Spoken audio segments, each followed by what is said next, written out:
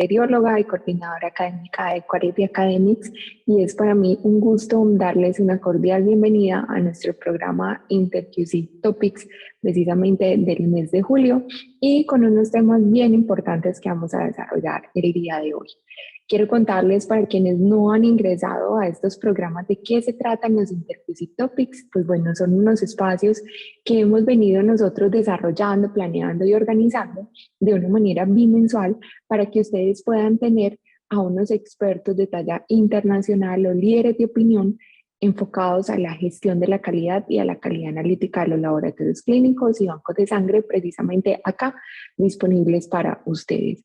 La idea de estos espacios es compartir experiencias, compartir conocimiento y que podamos ir tejiendo una red que vaya trabajando en hacer mejor las cosas, en trabajar y garantizar la calidad para los laboratorios, y esto, por supuesto, se va a ver reflejado en la confiabilidad de los resultados que cada uno de ustedes emite hacia sus pacientes. Entonces, invitadísimos para que se disfruten este espacio. Mil gracias a quienes ya se han venido conectando acá en este espacio, por su puntualidad y también por compartir estos momentos con nosotros.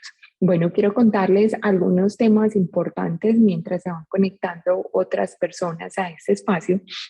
Y es que este programa de InterQC Topics ya tiene los auspicios de la IFCC. Contarles que somos miembros corporativos de IFCC y es para nosotros de verdad un orgullo participar en esta comunidad.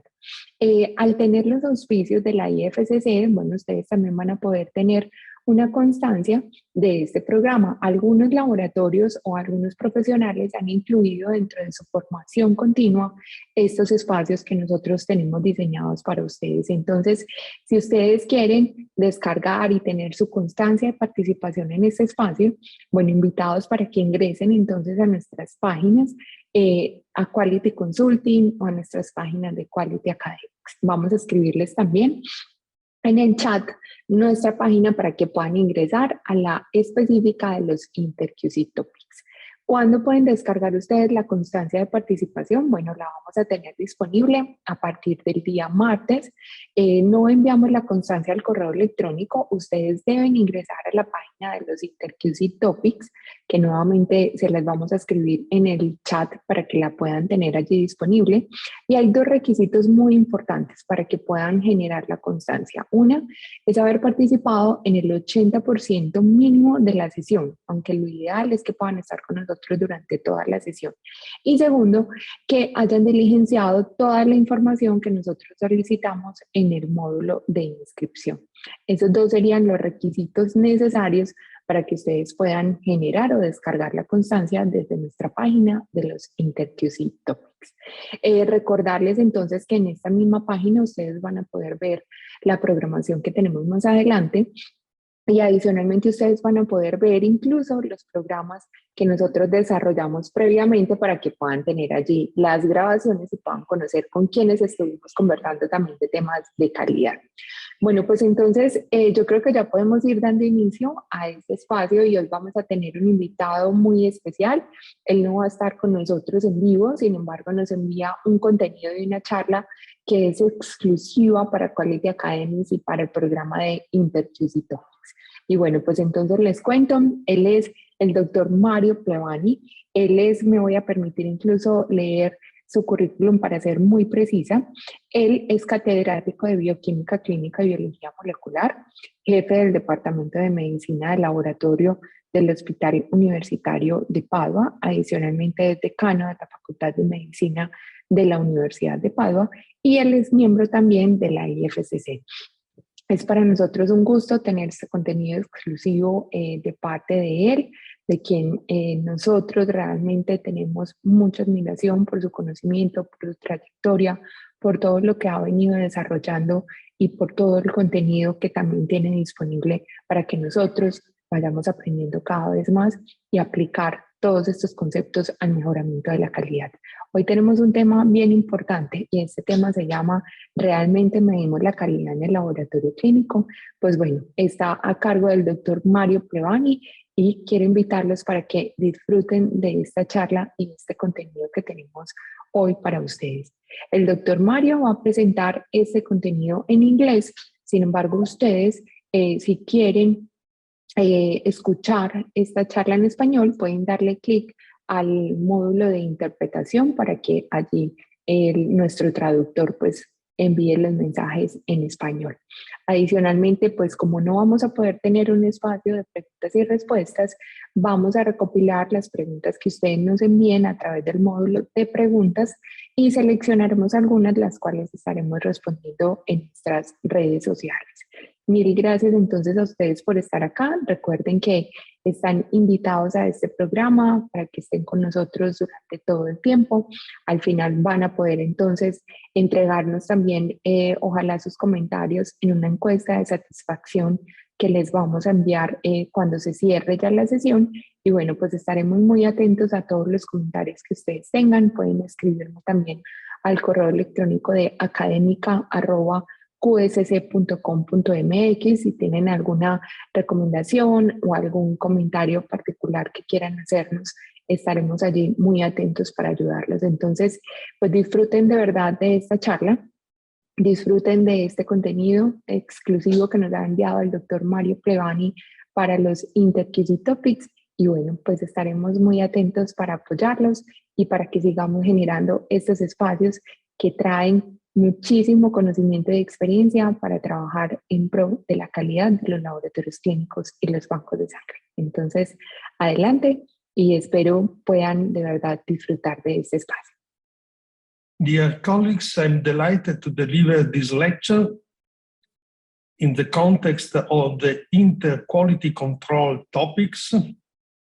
I'm very happy and proud to deliver the lecture to my colleagues and friends in South America, which is my favorite countries in the world. And the title of my presentation, as you can see, is Do we really measure the quality of the laboratory? ¿Realmente medimos la calidad en el laboratorio clínico?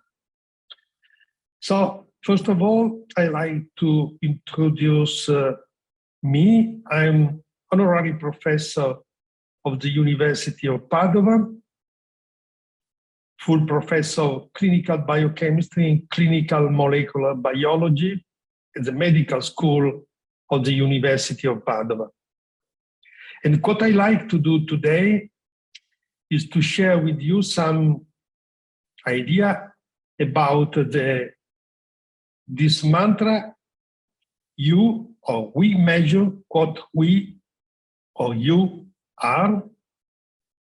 And we will talk about the measures of analytical quality, first of all, particularly internal quality control, external quality assessment. We will move to the topic of quality indicators, indicators of quality in the total testing process, and outcome measures. To finish with some take-home message, with the mantra that we are what we measure. In the first slide, you can see why I said you that the mantra is you measure what you are and would like to be, because we can measure in laboratory medicine the analytical results, of course. We can also measure the quality indicators in the total testing process. And finally, we should measure clinical and economic outcomes. But I'm totally convinced that the true value for laboratory medicine is to measure this type of indicators, clinical and economic outcomes. So, if we measure the analytical results, this is good, but we should be faceless, simply faceless executor. If we are measuring the quality indicators in the total testing process, we are the true process owner of laboratory testing. But only if we are able to measure clinical and economic outcome. We are members of the diagnostic teams, and in this way, we can really demonstrate the value of laboratory medicine and clinical labs. And the question is, if we believe that clinical laboratories are a poor commodity or an integral part of the diagnostic and therapeutic process. Therefore, I believe that today, after focusing for decades on internal indicators of analytical quality and efficiency, many efforts are in progress to shift towards indicators of total quality, clinical effectiveness, and patient outcome. Because the value, particularly the value for patients, should be defined as the outcome achieved relative to costs of laboratory testing. So the value proposition for laboratory medicine is today expressed in terms of contribution to guide the decision-making process, the process of care delivered, and the resource required to deliver that type of care.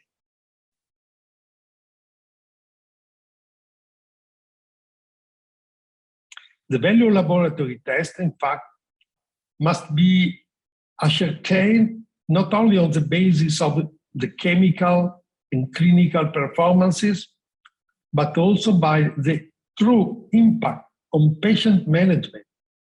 And the only true assessment of the quality of laboratory testing is finally the quality of the patient outcome.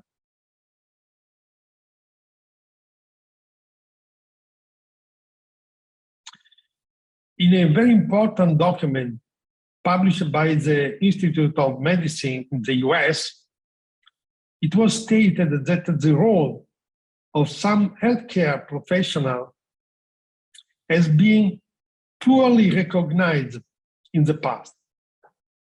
And the example is exactly laboratory medicine and radiology that are critical to the diagnosis, but sometimes the healthcare professional, laboratory professional, radiology professional have been referred as ancillary services, not always engaged as a full members of the diagnostic team. Therefore, in this document, there is a strongly invitation to improve the collaboration, to improve all aspects of the diagnostic testing process, including test ordering, test requests, analysis, interpretation of laboratory results, the reporting of laboratory results, and the communication of this type of result, and the subsequent decision-making. I'd like to invite you to read this book, Improving Diagnosis in Healthcare. So this is what I wrote some years ago.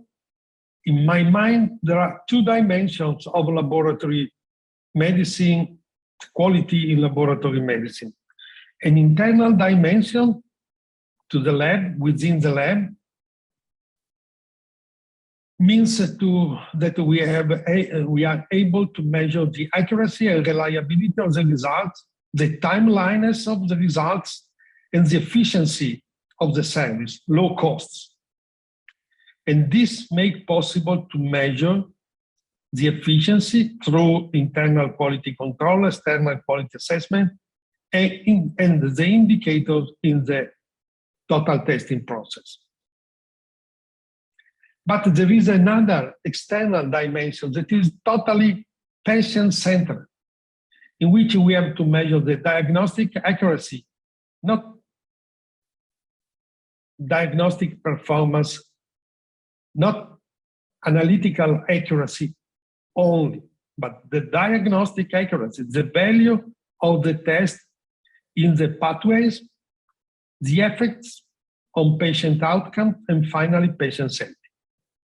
So to measure the effectiveness of a laboratory service, we have to measure the outcomes, clinical and economic outcomes. We are moving now to the measures of analytical quality.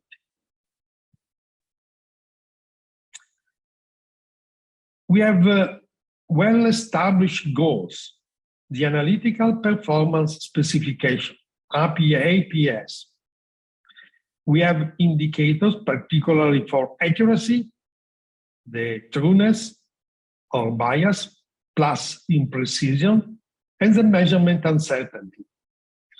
And we have tools, valuable tools, to make possible the measurement of accuracy and uncertainty, internal quality control, and external quality assurance proficiency test.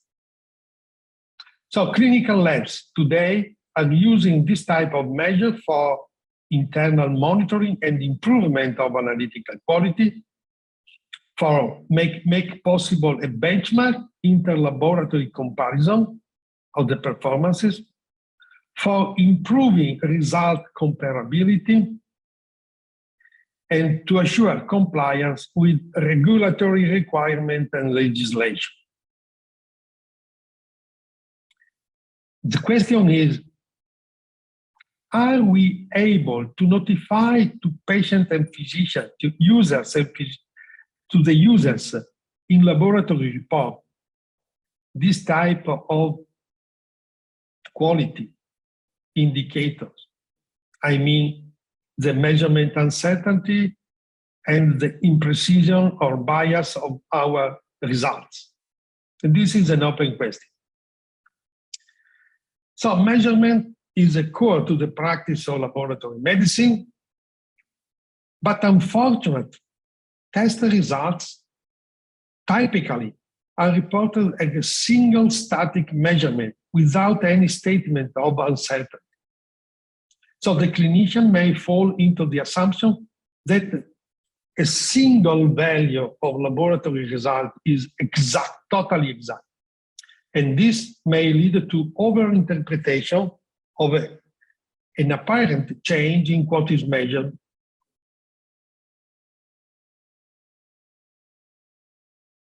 So, as I said before, we have internal quality control. The old vision was to use internal quality control only to evaluate imprecision.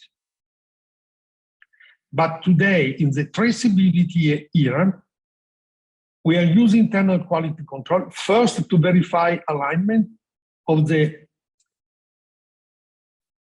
IVD measuring system, in vitro diagnostic measuring system, and to estimate the random sources of measurement uncertainty. So, two types of goal. External quality assessment or proficiency testing. The old vision was to evaluate analytical laboratory performances, mainly analytical bias. The new vision in the traceability era is to evaluate both analytical and extra analytical performances.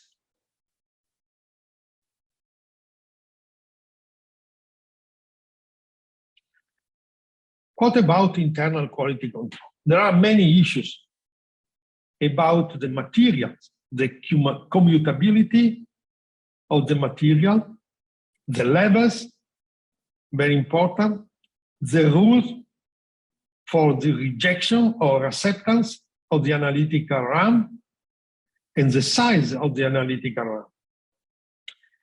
And the clinical value in terms of reference change value, the uncertainty notification, and we have now some innovative tools, particularly patient-based real-time quality control and the integration of the patient-based real-time quality control with the traditional statistical quality control.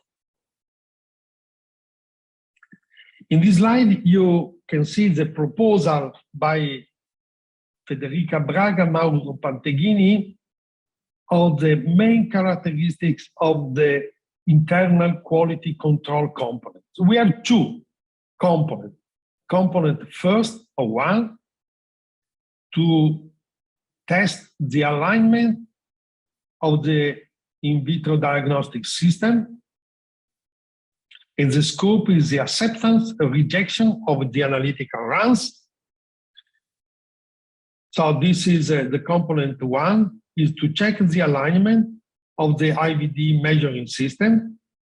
And we have the component two, the traditional one, checking measure system variability, for instance, analytical drifts, lot-to-lot variation, using commutable material. And this, the goal is to estimate the random sources of measurement and set.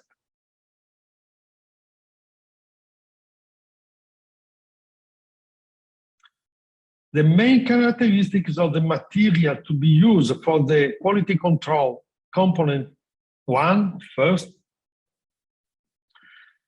we should have concentration levels in line with clinical relevant threshold, unbiased target values, and acceptability range according to the suitable application of the test result. No, this type of material should not or must not to be commutable. Vice versa, to obtain the estimate of random uncertainty and the component two, commutability is a must. So the material should mimic the analytical condition of clinical samples.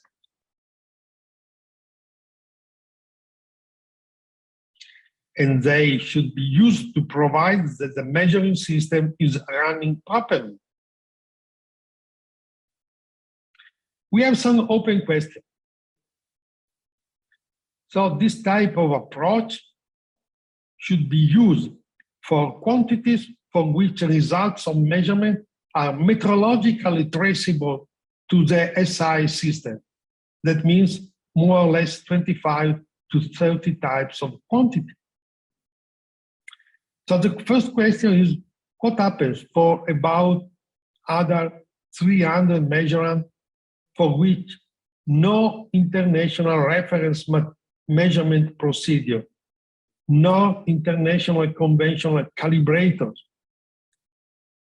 and there is no metrological traceability to the SI system. So what we have to do? Only to continue with the statistical quality control procedures. So in my mind, quality control procedures for measurement with the lower metrological levels should be better defined.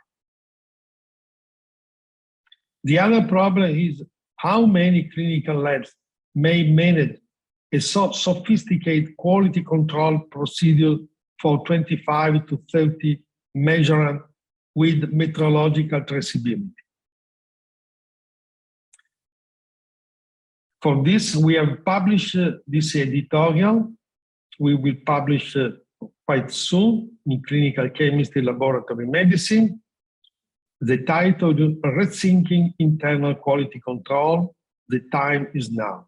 And I invite you to read carefully this editorial commenting two very interesting papers by James Wester from one side and Mauro Panteghini from the other side.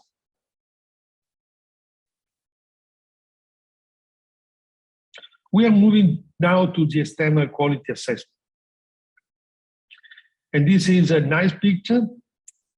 You can recognize in this picture my friend David Bruns, former editor-in-chief of clinical chemistry, and on the left, William Sanderman,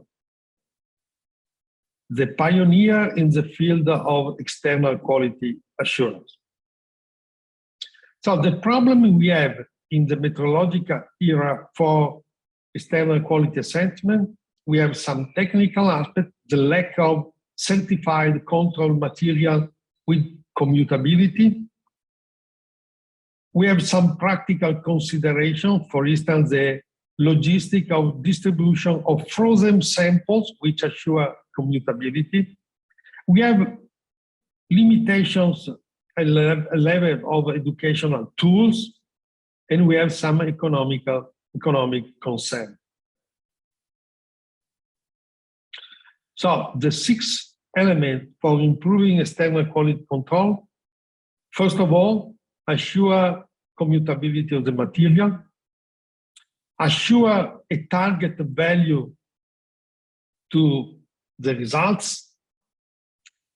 It's important to recognize the data set to which analytical performance specifications are applied and analytical property assessed, and the rationale for APS selection, the type of model used to set this type of APS.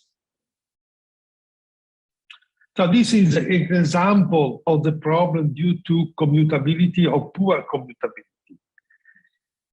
In external quality assurance, patient result should have the same relationship between measurement procedure with the patient sample and external quality assessment material.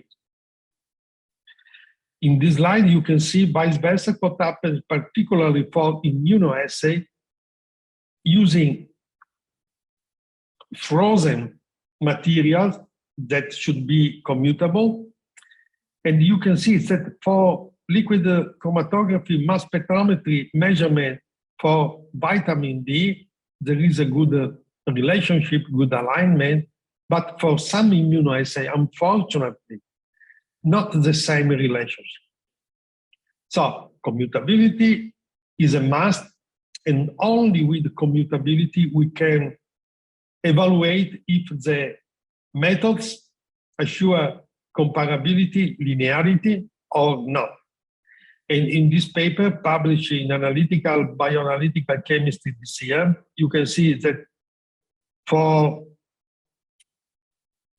liquid chromatography mass spec, the linearity in commutable material is perfect, but not the same perfection with some other immunoassay. And in this paper published some years ago, the performance in terms of bias in different countries using fresh blood, fresh whole blood, or lyophilized, hemolyzed, should be found to be different according to several manufacturers. So we have to strive to improve analytical quality once again. In the same paper, you can see the data reported from the Centro di Ricerca Biomedica in Italy, and we verified a very good, very contained bias, and both on fresh and lyophilized materials. So today, unfortunately, few external quality assurance programs are covering all metrological requirements, and different analytical performance specifications are used, making difficult the comparison between laboratory performance. In addition, most external quality assessment schemes are still focused on analytical results, missing the opportunity to evaluate, in addition, extra analytical steps.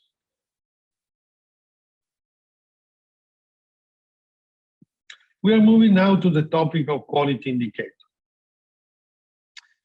As you can see in this meta-analysis I published some years ago, extra analytical phases, particularly pre pre-analytical phase are affected by higher vulnerability today than the analytical phase. The error rates in both pre-analytical and post-analytical phases are higher, much higher than the analytical phase.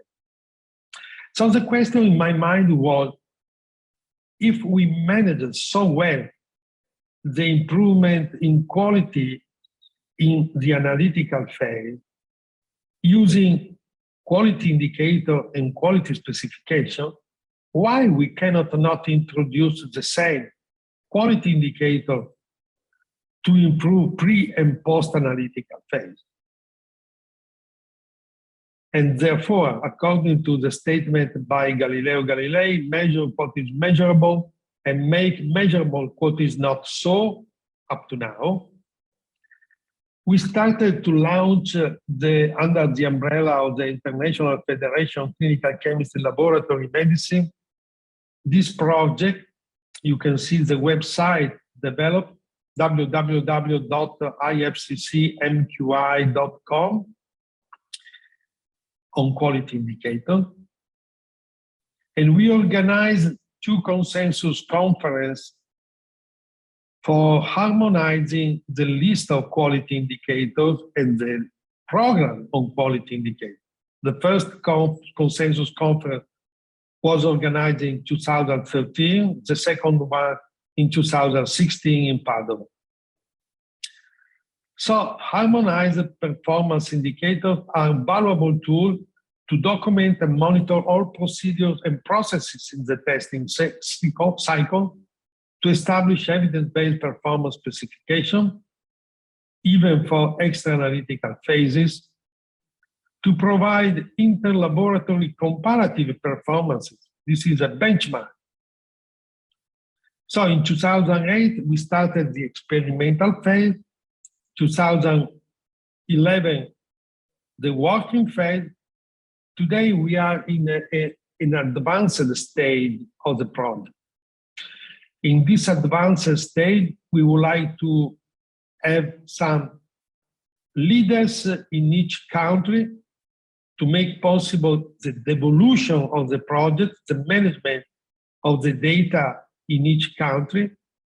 And we are involving both accreditation bodies and external quality assessment providers to have the quality indicator inside the measurement they are doing. So today, we would like to extend quality measurement to steps of the total testing process that traditionally laboratorians do not control before test ordering and thereafter the result report. And we would like to introduce clinical laboratory stewardship in cooperation with the clinician to develop measurable indices at the end of the total testing process.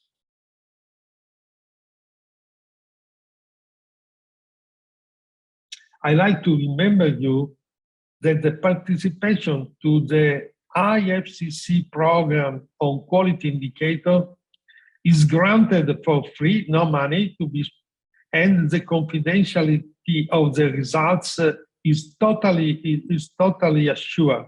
So if you would like to join many other laboratories around the world, do not hesitate to send me a mail or a call, and we will add you to the list of laboratories attending the project.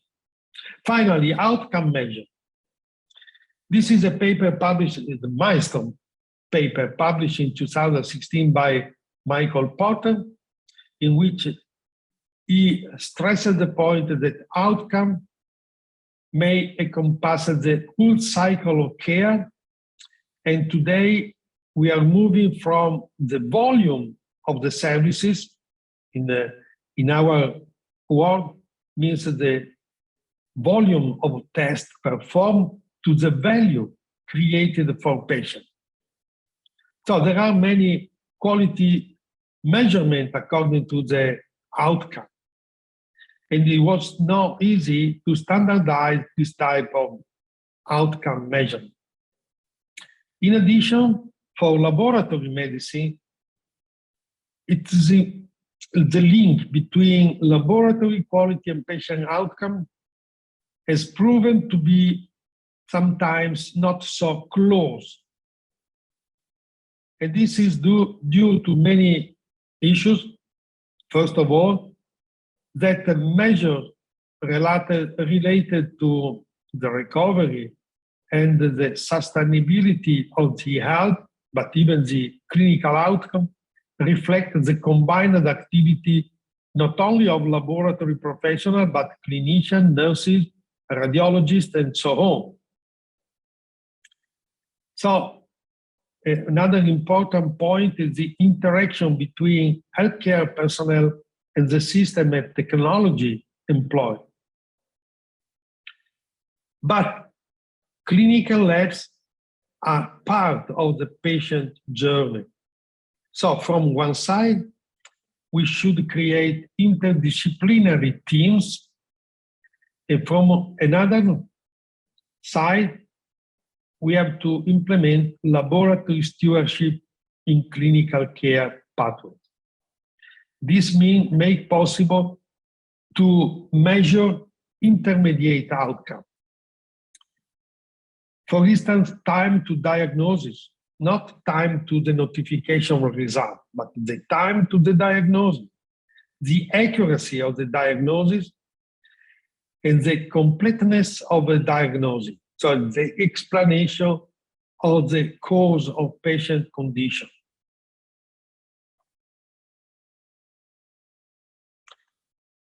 Paul Epner wrote a paper very interesting on 5 causes taxonomy of testing related diagnostic errors. And this is a part of the outcome-based approach in laboratory medicine.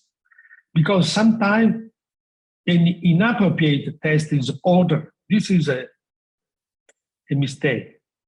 But sometimes an inappropriate test is not ordered.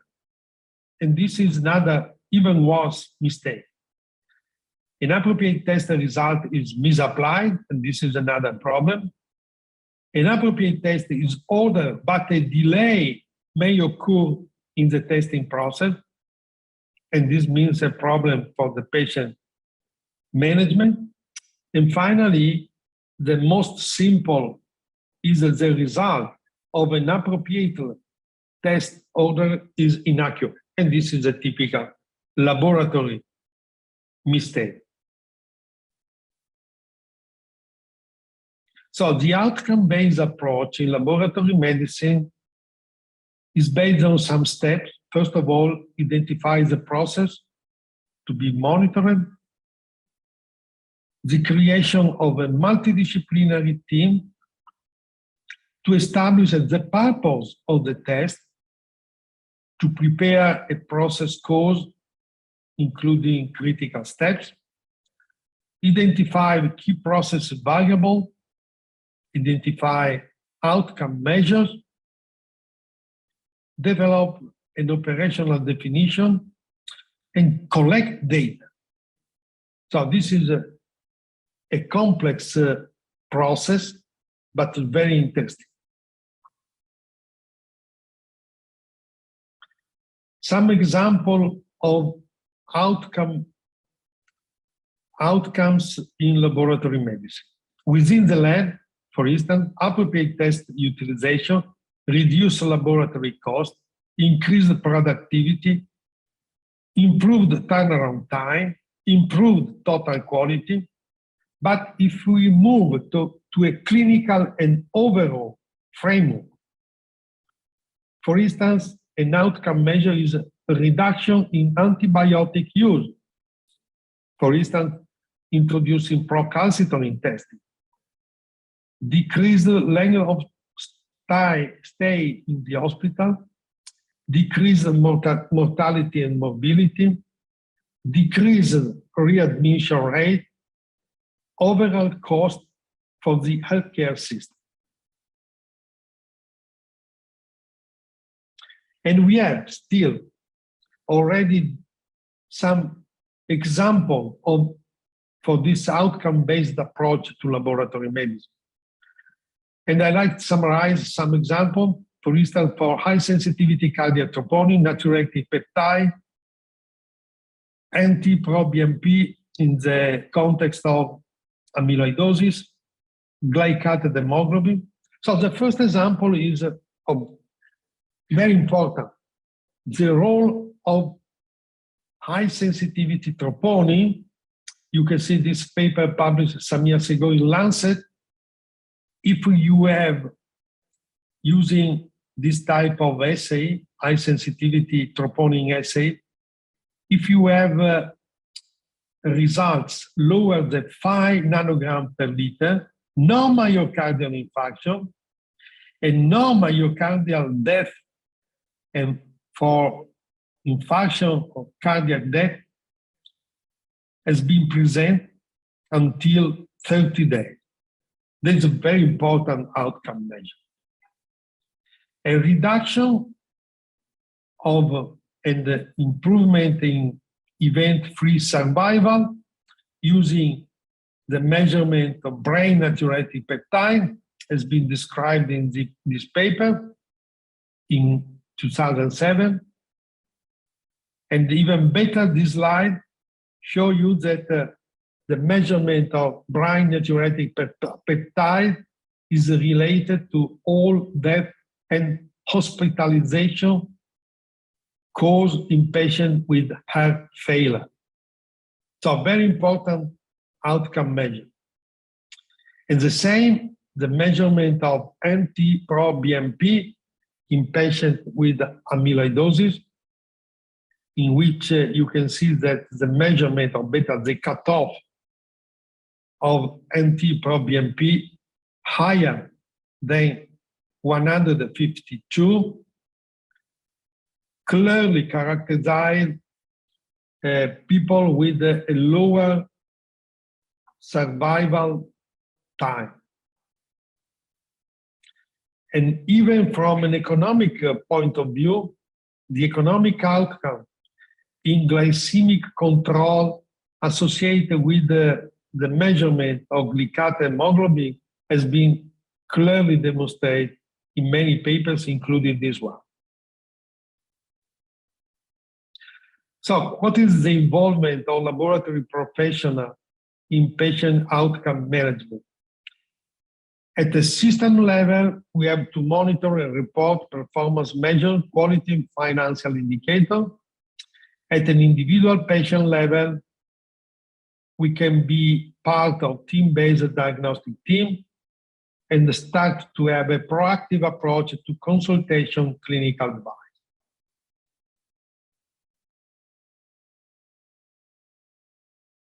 We are moving now to the take-home message. But before, I'd like to show you some intriguing concern about the uncertainty and measurement. So uncertainty is absolutely pervasive throughout the entire diagnostic process. Diagnostic uncertainty outside physical examination include those done in laboratory medicine, pathology, imaging, and this involves both pre-intra-analytical steps, post-analytical steps, interpretation, and utilization of laboratory results. So managing, measuring, communicating uncertainty is very important.